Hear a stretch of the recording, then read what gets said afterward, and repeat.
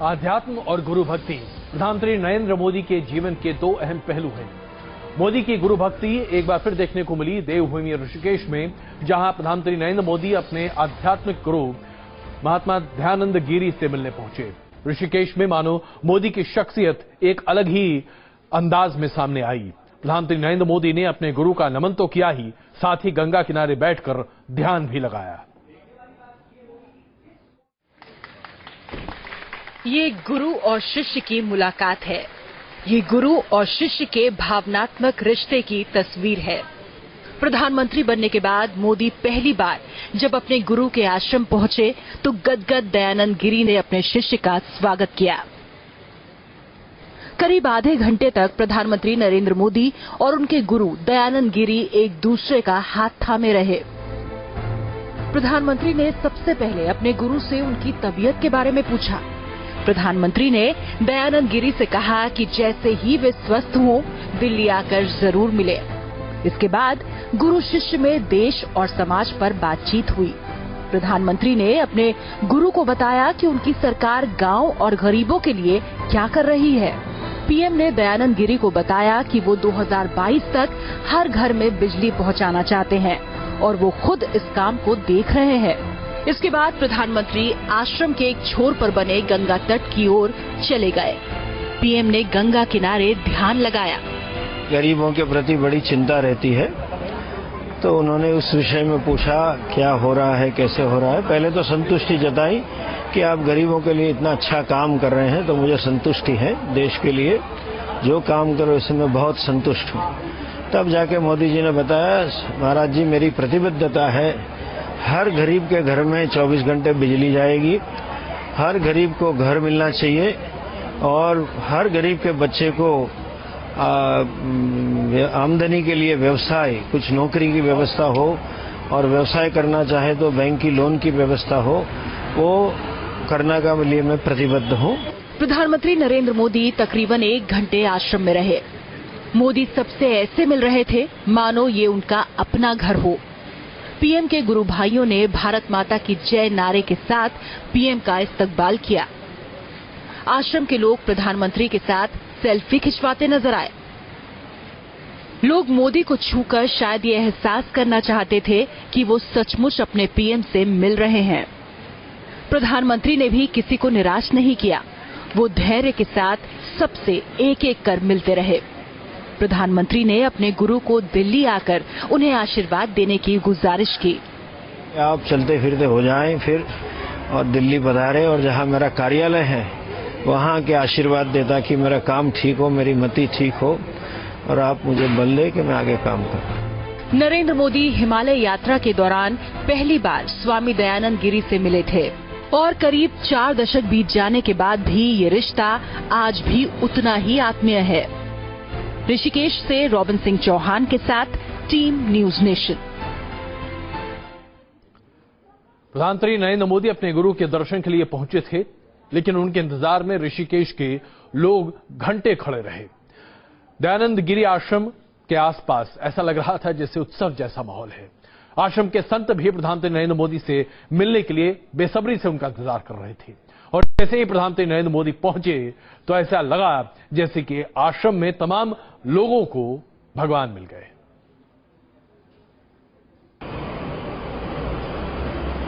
आखिर वो घड़ी आ ही गई जिसका मोदी के गुरुधाम को बेसब्री से इंतजार था।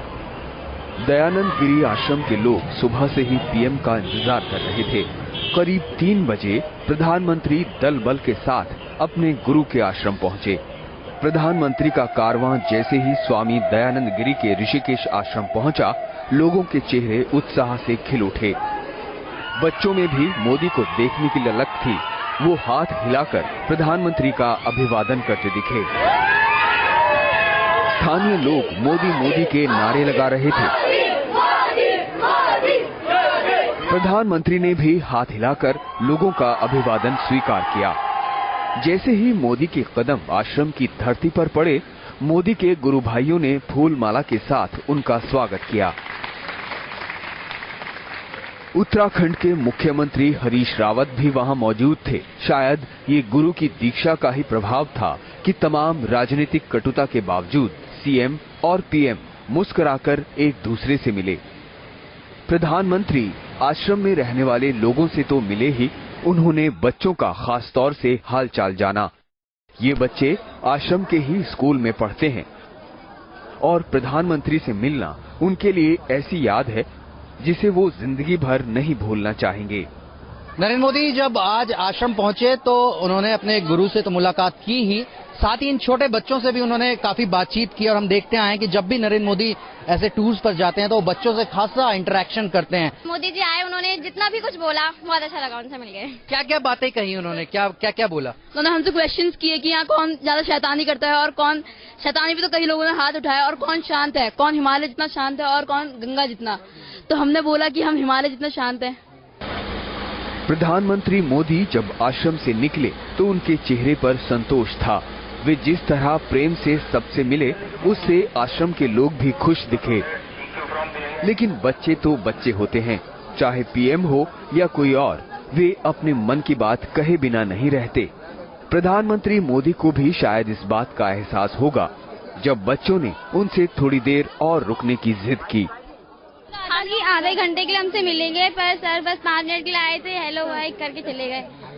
क्या उम्मीदें थी आपको कि जब वो बहुत सारे क्वेश्चंस तैयार करके रखे थे, क्योंकि जब मोदी जी आएंगे हम लोग उनसे बहुत क्वेश्चंस पूछेंगे, बट मोदी जी ने इतना टाइम नहीं दिया।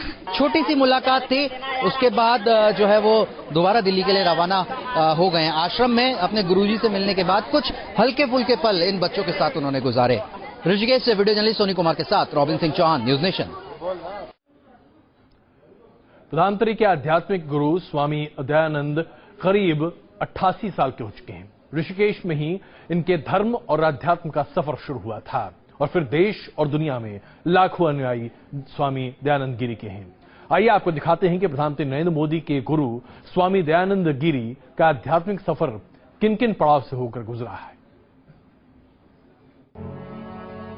स्वामी दयानंद धर्म और अध्यात्म की दुनिया का वो बड़ा नाम, जिनके देश विदेश में लाखों अनुयायी हैं, जिन्होंने भारतीय संस्कृति और अध्यात्म का प्रचार प्रसार विदेशों तक में किया। उसी गुरु को नमन करने ऋषिकेश के दयानंद आश्रम में पहुंच रहे हैं प्रधानमंत्री मोदी। शंकर परंपरा के वेदांत और संस्कृत के शिक्षक स्वामी दयानंद गिरी करीब 50 सालों से देश और विदेश स्तर पर वेदांत की शिक्षा दे रहे हैं। स्वामी जी महाराज ने एक को नहीं बल्कि अनेकों को, पूरे विश्व को अपनी ज्योति से, अपने वेदांत की ज्योति से, ज्ञान की ज्योति से, ध्यान की ज्योति से पूरे विश्व को प्रकाशित किया है। 88 वर्षीय संत स्वामी दयानंद का जन्म 15 अगस्त 1930 को तमिलनाडु के तिरुवरूर जिले के मंजाखुंटी गांव में हुआ था।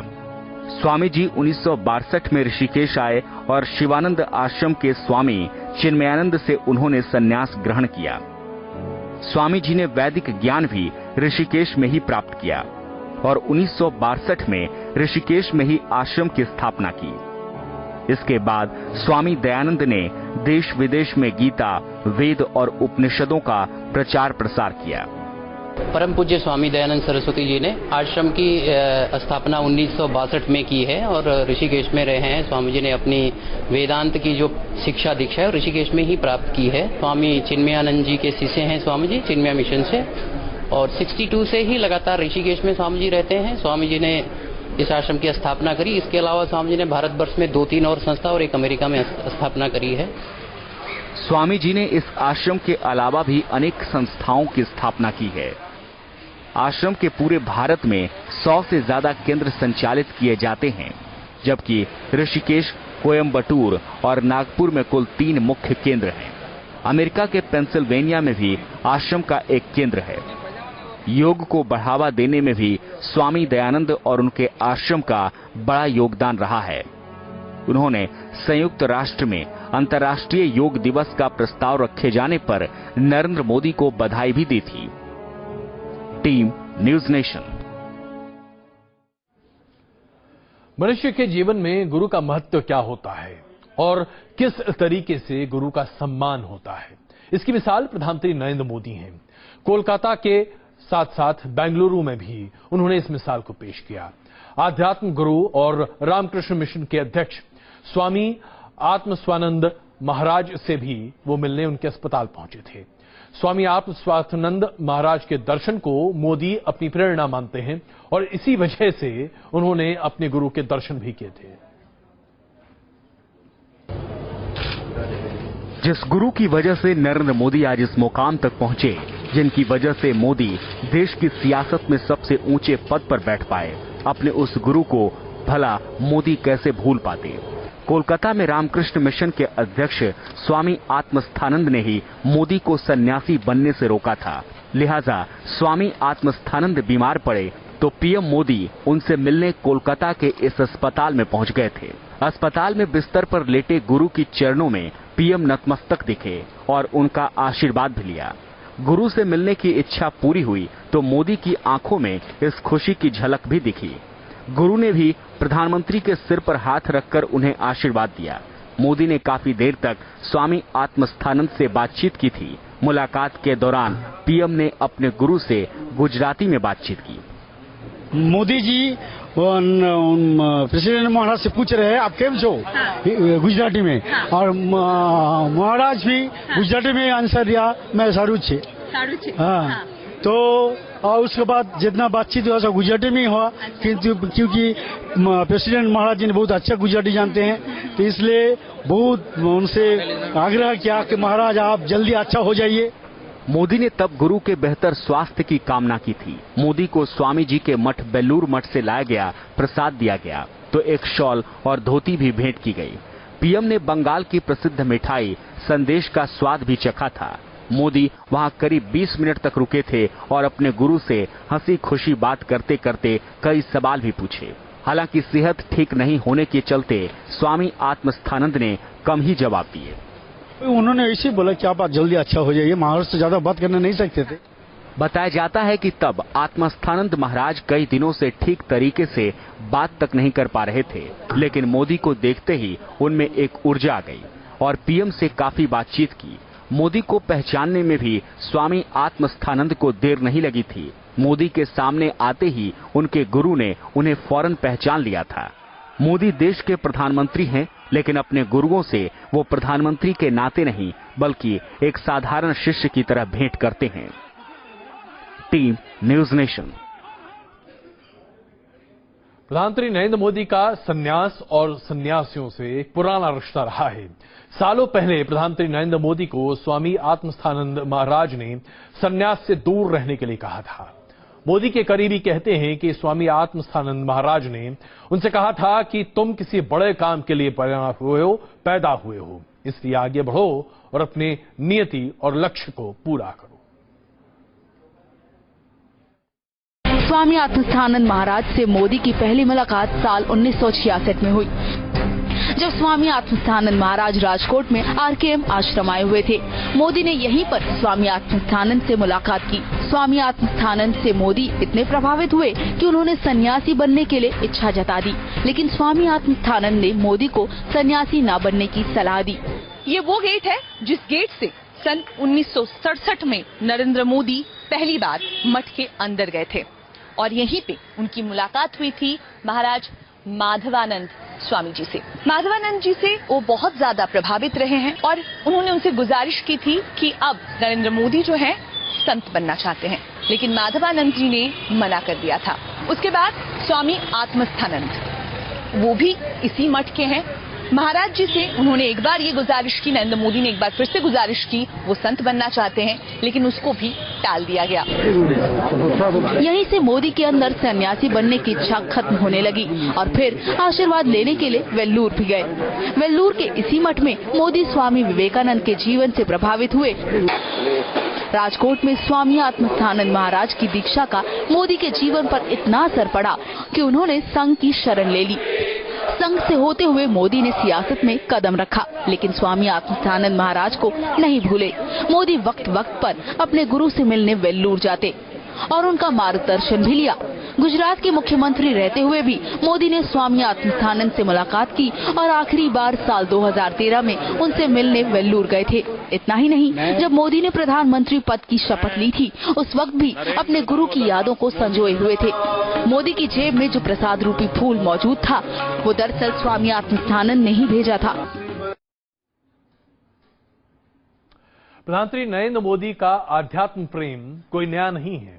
माना जाता है कि उनके मन में आध्यात्म को लेकर प्रेम तब जागा जब उन्होंने तपस्या के लिए हिमालय का रुख किया था। आइए आपको दिखाते हैं प्रधानमंत्री नरेंद्र मोदी के संन्यास की राह पर दरअसल क्या क्या होता दिखाई दिया। देखिए इस रिपोर्ट में। नरेंद्र मोदी और अध्यात्म का रिश्ता काफी पुराना है। कहा जाता है कि मोदी का बचपन कभी उन पहाड़ियों में गुजरा है जहां उन्होंने अध्यात्म को बेहद करीब से पहचाना। बताया जा रहा है कि मोदी ने 3 साल हिमालय पर गुजारे हैं। दावा किया जा रहा है कि मोदी जब हिमालय गए थे, ये तस्वीरें उसी वक्त की हैं।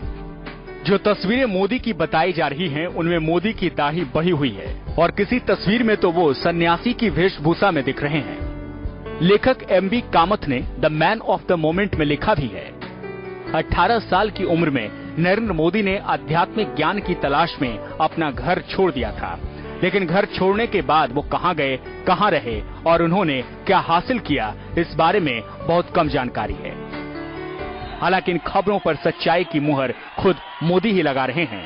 मोदी का कहना है कि मैं 3 सालों के लिए हिमालय पर चला गया था।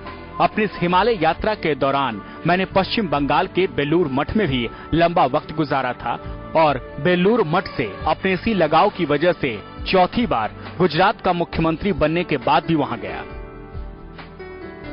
जाहिर है मोदी के हिमालय पर जाने की खबरें जो रह रहकर उठ रही थीं, उन पर खुद मोदी ने ही चुप्पी तोड़ी। मोदी के अध्यात्म प्रेम को लेकर चर्चा यहां तक है कि वो बचपन में ही अपना घर छोड़कर चले गए थे। उन्होंने हिमालय की पहाड़ियों में अपना बचपन बिताया था। इस दौरान ध्यान और योग के साथ साथ कड़ा तप भी किया था।